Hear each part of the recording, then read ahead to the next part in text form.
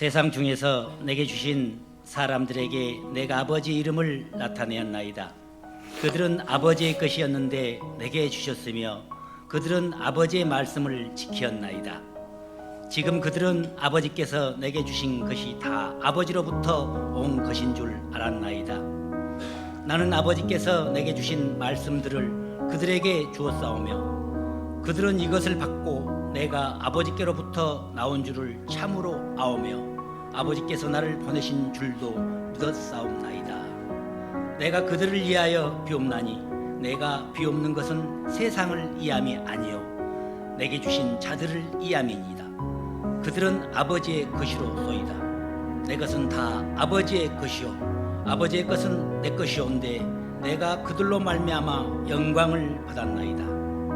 나는 세상에 더 있지 아니하오나 그들은 세상에 있사옵고 나는 아버지께로 가옵나니 거룩하신 아버지여 내게 주신 아버지의 이름으로 그들을 보존하사 우리와 같이 그들도 하나가 되게 하옵소서. 내가 그들과 함께 있을 때에 내게 주신 아버지의 이름으로 그들을 보존하고 지켰나이다. 그 중에 하나도 멸망하지 않고 다만 멸망의 자식뿐이오니 이는 성경을 응하게 함이었니이다. 내가 아버지께로 가오니 내가 세상에서 이 말을 하옵는 것은 그들로 내 기쁨을 그들 안에 충만히 가지게 하려 함이니이다. 아멘. 할렐루야. 사람은 누구나 바람이 있습니다. 누구나 마음 깊은 곳에 소망, 바람을 꿈꾸고 있는데 부모는 자녀에게 바람이 있고 스승은 또 자신이 가르쳐온 제자들에게 바람이 있습니다. 그래서 서로 사랑하는 관계일수록 그 바람은 더 깊어질 수밖에 없는 거죠. 부모가 자녀에게 무엇을 바라겠습니까? 건강하기를 바라겠죠. 선생님이 학생에게 바라는 게 뭐겠습니까? 올바른 길로 가르침대로 잘 걸어가는 것을 바라겠죠. 대부분의 사람들은 자신이 더 나은 사람이 돼서 이 세상에 선한 영향력을 끼치기를 다들 바랍니다. 이렇듯 바람이라는 것은 서로가 관계가 있다라는 얘기고 그 관계가 있다라는 것은 서로 사랑하기 때문에 연결이 되어 있다는 얘기입니다. 오늘 본문 말씀 안에서도 우리는 예수님의 바람을 확인할 수가 있습니다. 요한복음 17장은 예수님이 십자가의 사건을 기다리시며 기도하셨던 대제사장적 기도문이 기도장이 바로 요한복음 17장입니다. 이 대제사장적 기도는 세 가지로 나눠졌다고 말씀을 드렸습니다. 첫 번째는 예수님 자신의 사명이 무엇인지를 기도를 통해서 확인할 수 있고, 두 번째는 제자들을 위해 기도하는 내용을 통해서, 세 번째는 장차 믿게 될 성도들에 대한 기도문이 담겨져 있는 곳이 바로 요한복음 17장입니다. 그래서 오늘은 이 두 번째 제자들을 위한 기도에 대해서 우리가 나누게 될 것인데, 지난주 첫 번째에서 이야기했던 것 다들 망각의 은혜가 있으셔서 기억이 안 나시죠? 예수님의 사명이 무엇이었습니까? 예수님의 사명은 아버지 하나님을 영화롭게 해드리는 것, 그리고 그 아버지 하나님의 영광에 예수님도 동참되어 예수님도 영화롭게 되는 것, 그러면서 아버지께 권세를 받아서 모든 사람에게 영생을 주는 것이 예수님의 사명입니다. 예수님은 그 일을 위해서 아버지의 영광과 더 많은 이들을 구원하고 영생을 주시기 위해 예수님이 이 땅에 오셨다라는 것을 우리가 지난주 말씀을 통해서 보았죠. 거기서의 영생이 뭡니까? 유일하신 참 하나님과 그 참 하나님께서 보내신 그 아들 예수 그리스도를 아는 것이 영생이라 했습니다. 그래서 우리는 단순히 저 하늘나라에서만 사는 영생이 아니라 예수님을 내 삶의 주인으로, 나의 진정한 주인으로 모시고 지금 이 순간에도 예수님과 함께 생명의 꽃과 열매를 맺으며 영생의 삶을 살자, 기쁨으로 감사함으로 살자, 그 메시지를 지난주에 나눈 겁니다. 그리고 오늘은 두 번째 기도, 이 제자들의 기도를 통해서 제자들을 향한 예수님의 깊은 바람이 무엇인지를 확인해 보려고 하는 겁니다. 그렇게 해서 그 말씀으로 은혜를 나눌 수 있는 우리 모두가 되기를 소망합니다. 예수님이 제자들에게 향한 그 깊은 바람이 무엇인지 성경 13절은 기록하고 있습니다. 우리 다 함께 읽어보도록 하죠. 시작. 지금 내가 아버지께로 가오니 내가 세상에서 이 말을 하옵는 것은 그들로 내 기쁨을 그들 안에 충만히 가지게 하려 함이라. 아멘. 예수님의 바람이 뭡니까? 예수님의 기쁨이 제자들 안에도 가득하게 하는 것. 그것이 예수님이 바라시는 것입니다. 예수님의 그 기쁨이 제자들 안에도 충만해서 함께 그 기쁨으로 살자는 얘기죠. 그래서 우리가 방금 불렀던 찬양, 주 안에 살자. 그 기쁨으로 함께 살자고 우리가 찬양을 부른 겁니다. 그렇게 무리한 바람은 아니죠. 예수님이 누리시는 그 기쁨을 우리도 함께 누리자라는 그 바람은 우리에게 너무 어려운 숙제를 내주신 게 아닙니다. 충분히 그리할 수 있죠. 그러면 우리는 중요한 것이 있습니다. 도대체 예수님이 무엇 때문에 기뻐하셨는지를 알아야 우리도 함께 공감하며 기뻐할 수 있는 것 아니겠습니까? 오늘 본문에서 세 가지를 확인하려고 합니다. 예수님이 기뻐하시는 것이 무엇 때문에 기뻐하셨는지. 첫 번째는 바로 6절 말씀에서 확인할 수 있는 예수님의 기쁨입니다. 6절. 아버지의 이름을 제자들에게 나타내었다는 것이 예수님이 기뻐함입니다. 히브리서 사고 안에서는 이름은 단순한 호칭이 아닙니다.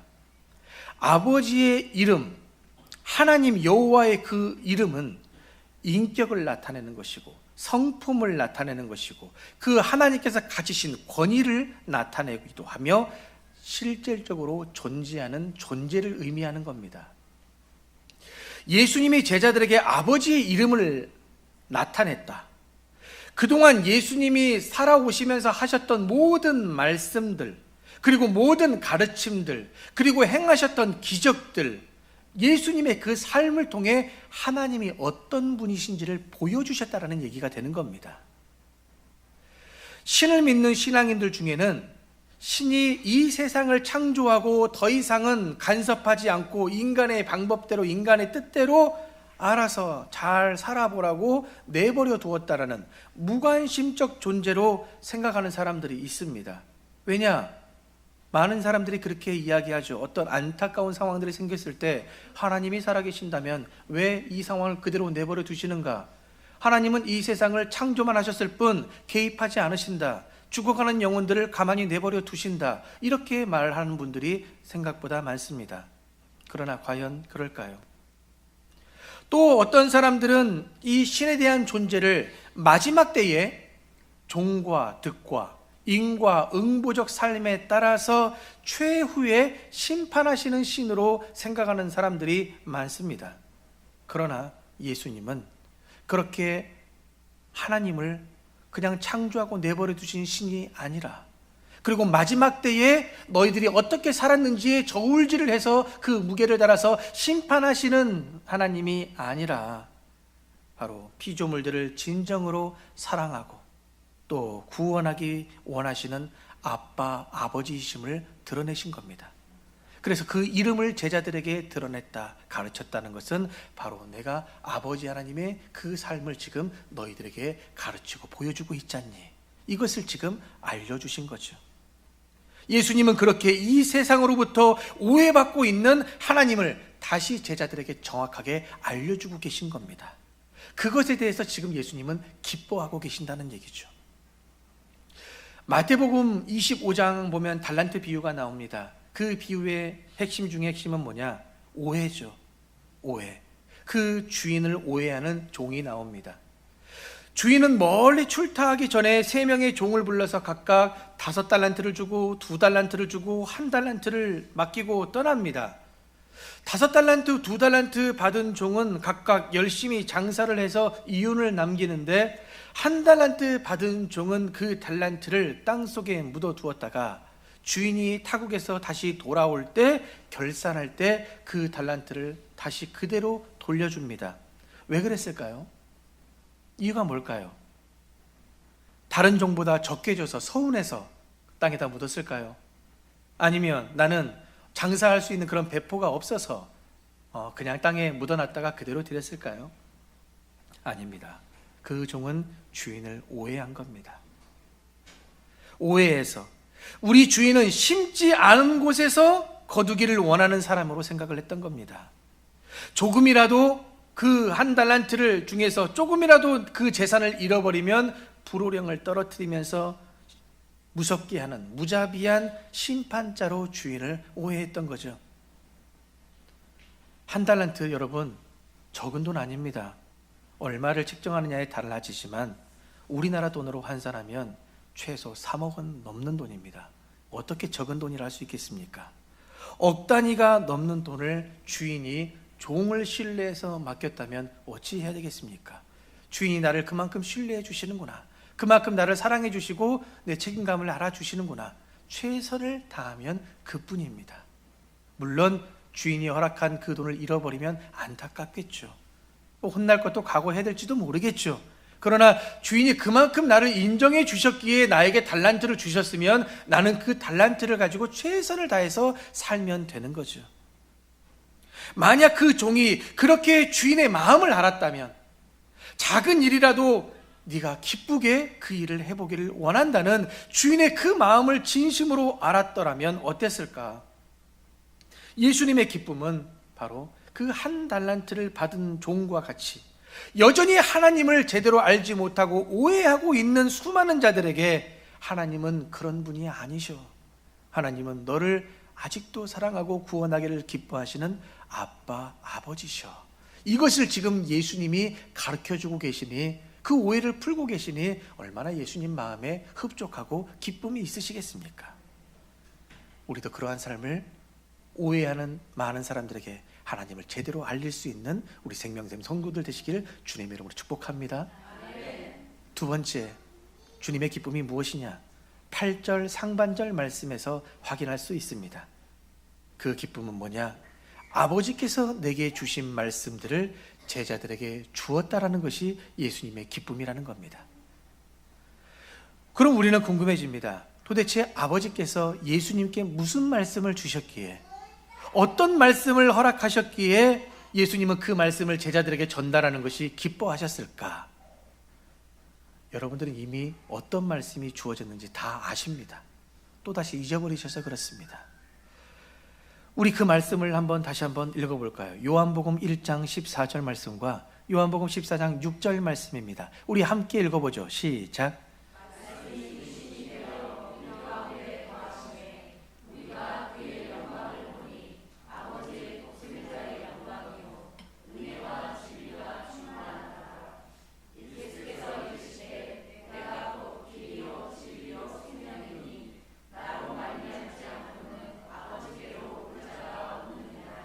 아멘. 이 두 말씀에서 확인할 수 있는 예수님 무엇입니까? 예수님은 곧 말씀이시라는 겁니다. 말씀이 육신이 되어 이 땅 가운데 오신 분이 예수님. 그러니 예수님 자체가 말씀입니다. 살아있는 말씀. 그리고 요한복음 14장 6절을 통해 알 수 있는 예수님은 무엇이냐? 내가 곧 길이요 진리요 생명이다.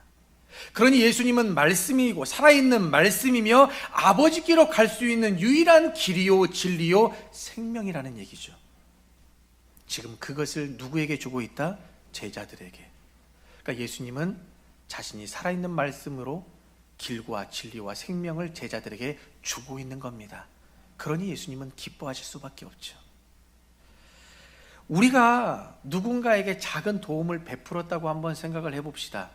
예를 들어서 하마터면 계단에서 굴러 떨어질 그 아이를 나도 모르는 반사신경으로 잡아서 그 아이를 붙잡았을 때, 만약에 붙잡지 못했으면 그 계단을 굴러 떨어진 아이 상상하고 싶지 않죠. 그런데 우리가 다행히 잡았습니다. 그 아이의 상해와 때로는 심각하면 그 죽음을 우리가 구했다고 우리가 한번 생각해 봅시다. 여러분 어떤 감정이 생기십니까? 우리가 여름철 열심히 수영하고 놀 때 가라앉고 있는 한 사람을 건져내서 우리가 그나마 학교에서 배운 대로 열심히 심폐소생술을 해서 그 멈춰진 호흡을 다시 돌아오게 했다라고 우리가 생각을 해봅시다. 여러분들은 어떤 감정이 드십니까? 나같이 연약하고 이 부족한 사람도 사람의 귀한 생명을 살릴 수 있구나, 나도 누군가에게 도움이 될 수 있구나 라는 기쁨이 여러분들 안에 있지 않겠습니까?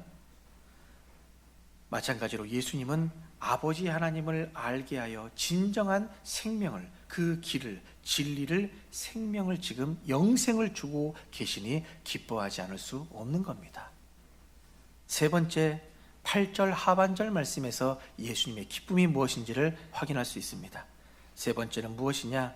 예수님이 아버지로부터 나옴을 제자들이 알고 예수님을 믿게 하셨다는 것, 그것이 예수님의 진정한 기쁨이라는 거죠. 그 당시 많은 사람들은 예수님을 뭐라고 생각했느냐? 나사렛 출신이며 요셉과 마리아의 아들로서 목수의 일을 감당하는 그냥 평범한 한 명의 청년이라고 다들 생각해 왔죠. 그러나 30세가 지난 어느 순간부터 예수님은 갑자기 천국 복음과 회개를 선포하기 시작하시면서 수많은 기적들을 일으키시고 병든 자를 고치며 귀신 들린 자의 귀신을 쫓아내는 인간으로 할 수 없는 어마어마한 일들을 예수님께서 보여주셨죠. 그러자 사람들은 그런 예수님을 보고 뭐라고 합니까? 하나님의 아들이라 생각하지 못하고 오히려 사탄의 힘을 빌어 저런 기적을 일으키시는 것이다, 오히려 악한 생각을 품고, 그리고 예수님이 주로 누구에게 가까이 다가갔는지를 잘 생각해 보십시오. 건강하고 돈 많고 힘 있고 멀쩡한 사람들을 찾아가신 것이 아니라 누구에게? 사회에서 가장 지극히 약한 자들에게, 세상 사람들에게 인정받지 못하고 왕따가 돼버린 그런 사람들, 세리와 창기들에게 다가가서 그들과 함께 먹고 마시는 모습을 보여주니, 그 당시에 많은 사람들은 예수님을 하나님의 아들 메시아로 생각하지 못했습니다. 그냥 기적을 일으키는 놀라운 선지자 중에 한 명쯤 되지 않을까 하는 생각들을 가졌었지요. 그러나 제자들은 어떻습니까? 예수님과 함께 3년여 시간을 동고동락하며 예수님이 가르치시는 말씀들을 들어왔고 예수님의 교훈을 받으며 그 예수님의 삶을 함께 보고 먹고 마시고 잠을 자면서 예수님이 스스로 오신 것이 아니라 성부 하나님으로부터 보내짐을 받으신 분이시구나, 하나님께서 보내셨구나, 구약에 약속된 그 메시아가 바로 하나님의 아들이 우리와 함께 계시구나, 이것을 알고 믿었다는 겁니다. 그러니 그것을 알고 믿는 제자들의 모습을 보고 계신 예수님의 마음이 어떠셨을까? 너희들은 드디어 내가 누구인지를 아는구나, 너희는 나를 누구로 생각하느냐, 그 질문을 하실 때 얼마나 예수님 마음이 흡족하실까. 그럴 때 베드로가 뭐라고 고백합니까? 주는 그리스도시요 살아계신 하나님의 아들이시니이다. 이 고백을 들으셨을 때 예수님의 생각이 어떤 생각이셨겠습니까? 내가 이 땅에 온 목적을 내가 드디어 이루었구나, 하나님 아버지여 홀로 높임 받아 주옵소서 라고 고백하실 것입니다. 우리가 아직 다루지 않은 말씀이지만 요한복음 20장 31절에 보면 이 요한복음이 기록된 목적과 예수님이 이 땅에 오신 목적을 아주 분명하게 이야기해 줍니다. 그 목적이 무엇이라 나와 있습니까? 오직 이것을 기록함은 너희로 예수께서 하나님의 아들 그리스도이심을 믿게 하려 하며 너희로 믿고 그 이름을 힘입어 무엇을 얻게 하려 함이라? 생명을 얻게 하려 함이라. 이게 예수님이 이 땅에 오신 이유입니다. 제자들을 삼으신 이유, 많은 백성들에게 천국 복음을 전하신 이유는 하나님의 아들 그리스도이심을 지금 보여주면서 하나님을 나타내는 것이고, 그리고 하나님께로부터 받은 그 권세를 가지고 지금 많은 이들에게 무엇을 주기 위해? 생명을 주기 위해, 영생을 주기 위해 예수님이 이 땅에 오셨다는 겁니다. 그러니 그것을 많은 이들이 알게 된다면 예수님은 이 땅에서 오신 그 목적을 달성하신, 성공하신 분이 되시는 거죠. 그러니 예수님은 하나님과 그 언약 백성들의 관계의 다리 역할을 해주시는 대제사장이십니다. 그래서 요한복음 17장이 대제사장적 기도문이라고 하는 겁니다. 그냥 개인의 기도가 아니라 하나님 이렇게 해주세요 저렇게 해주세요가 아니라 누구를 위한? 하나님과 하나님의 백성들을 이어주는 기도를 하고 계시는 거죠. 그러니 위대한 기도문이 되는 거죠. 그 기도의 핵심 세 가지가 무엇이다? 첫 번째, 아버지의 이름을 제자들에게 나타냈다. 두 번째, 아버지의 말씀을, 즉 자기 자신을, 살아있는 말씀이 되신 예수님을 제자들에게 주었다. 세 번째, 예수님이 아버지로부터 나왔다라는 것을 제자들에게 알게 하고 믿게 하는 것이 예수님의 기쁨이라는 겁니다. 이 땅에 오신 목적과 합당한 사역과 삶을 사셨음이 이제 예수님은 증명이 되신 거죠. 예수님의 그 기쁨이 지금 제자들에게도 있기를 원한다. 이것이 나의 바람이니라 라고 이야기를 하는 겁니다. 그런데 여러분, 우리가 궁극적으로 예수님의 이 기쁨이 우리 안에 더 큰 기쁨과 감사로 채워져야 될 이유가 있습니다. 그 이유가 뭐냐면 예수님은 바로 이 대제사장적 기도가 끝나신 뒤에 예수님의 사역과 삶의 절정을 이루시기 위해 바로 그 길을 가십니다. 그 길이 어떤 길입니까? 십자가 고난의 길. 이 기도를 들으시고 끝난 게 아닙니다. 우리는 그렇죠. 우리는 예배당에 와서 십자가 앞에 무릎을 꿇고 하나님 이렇게 해주세요, 이렇게 해주세요, 내 기도를 응답해 주세요라고 기도하고 우리는 끝나지만 예수님은 여기서 대제사장적 기도를 들으시고 끝난 게 아닙니다. 예수님이 무엇을 하십니까? 그 길을 가십니다. 그 길은 십자가의 길. 십자가의 길, 고통의 길이 곧 다가옵니다. 배신과 채찍과 조롱이 못 박힘을 당하는 그 두려운 무서운 길을 이제 걸어가셔야 되는 겁니다. 사람의 기준으로 보면 정말 슬프고 두렵고 정말 고통이 가득해야 되는 순간이죠. 결코 기뻐할 수 없는 상황인데, 그런데 예수님은 그 십자가의 길을, 그 자리를 앞두고 지금 기쁨을 이야기하시는 겁니다. 여러분들이라면 기뻐하실 수 있겠습니까? 제가 만약 이 설교가 끝난 뒤에 마지막 정말 어려운 사생결단을 해야 될 그 일들을 하고 있다면 제가 기쁨으로 이 자리에서 설교할 수 있을까요? 얼굴에 근심이 가득할 수밖에 없겠죠. 그런데 예수님은 지금 그 기쁨을 마음껏 표출하고 계십니다. 그래서 예수님은 지금 이 곧 다가올 고통과 두려움 속에서 어떻게 이렇게 기쁨을 이야기하실 수 있을까? 무엇 때문이라고 생각하십니까? 십자가를 앞두고 있는데도 기뻐할 수 있는 힘이 무엇이라고 생각하십니까? 그것은 하나밖에 없습니다. 그것이 바로 사랑입니다. 사랑 때문에 기뻐할 수 있는 거죠. 자신의 사랑과 자신의 희생 때문에 더 많은 하나님의 백성들을 구원하고 그들에게 영생을, 생명을 줄 수 있다라는 그 꿈을 꾸고 계시고 그것을 바라보고 계시기 때문에 기꺼이 기뻐할 수 있으신 거죠. 그래서 예수님은 존귀와 영광을 받으시기에 합당하신 하나님이십니다. 할렐루야. 어떤 가정에 심각한 병을 앓는 아이가 있습니다. 그 아이의 생명을 살리기 위해서는 장기 이식이 필요합니다. 그런데 장기 적합률이 너무 까다로워서 그 장기를 제공할 수 있는 사람을 찾다가 다행히 한 사람이 나오게 되는데 바로 아버지의 장기가 맞습니다. 유일하게 아이와 맞는 장기를 가졌던 아버지. 그러나 의사는 이야기합니다. 이 장기 이식은 조금 어렵습니다. 좀 까다롭습니다. 아버지도 어쩌면 큰 고통을 감당해야 될지도 모릅니다. 그 순간 아버지의 마음이 어떨까요? 인간으로서 겁이 날 수 있죠. 두려울 수 있습니다. 고통이 두렵지 않은 부모 없습니다. 똑같은 인간인데요. 그러나 그 아빠가 그 아이의 진짜 아빠라면 뭐라고 얘기할 수 있겠습니까? 만약 내 장기로 내 아이가 살 수만 있다면 나는 기쁨으로 내어 주겠습니다. 진짜 아빠라면 이런 얘기가 나오지 않겠습니까?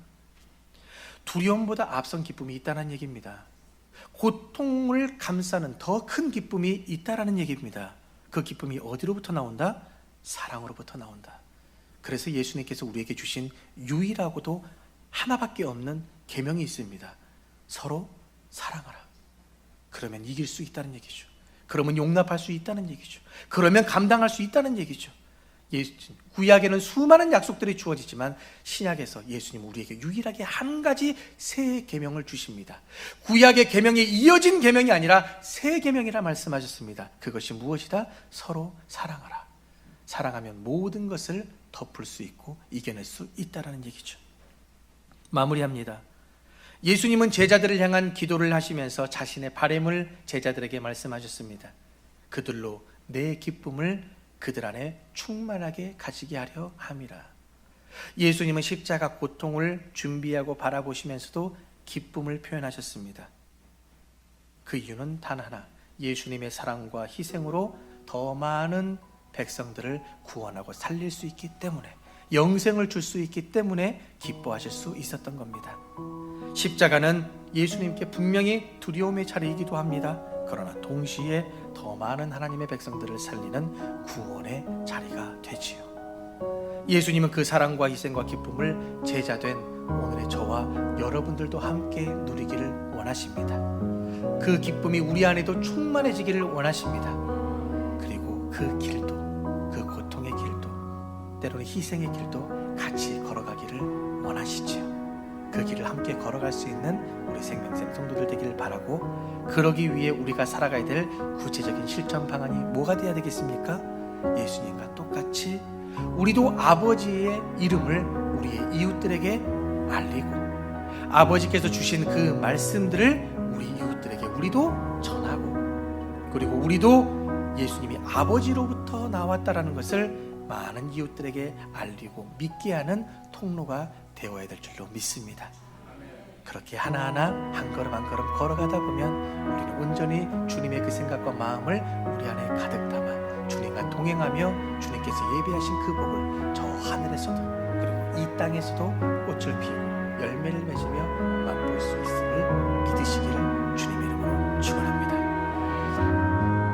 사랑의 하나님, 예수께서 제자들을 위해 드리신 기도 속에 우리를 향하신 깊은 바람을 보게 하시니 감사합니다. 간절히 바라보니 성령이시여, 예수님이 누리신 그 기쁨을 우리도 누릴 수 있도록 인도하여 주옵소서. 말씀 안에 거하게 하시고 예수님 이름 안에 살게 하시고 하나님의 사랑을 더 깊이 경험하기를 원합니다. 그리고 그 깊이 경험한 그 뜻을 나뿐만이 아니라 내 남편도, 내 자식들도, 우리의 더 많은 이웃들이 함께 구원받고 영생하기를 원하오니, 우리가 그 일들을 위해 아버지의 이름을 이웃들에게 나타내고 아버지의 말씀을 이웃들에게 전하며 예수님이 아버지로부터 나왔음을 그들에게 알리고 믿게 하는 통로가 되게 하여 주옵소서. 그렇게 우리를 사용하여 주옵소서. 그리하여 주실 줄로 믿으며 우리 구주 예수님의 이름으로 간절히 기도하옵나이다. 아멘.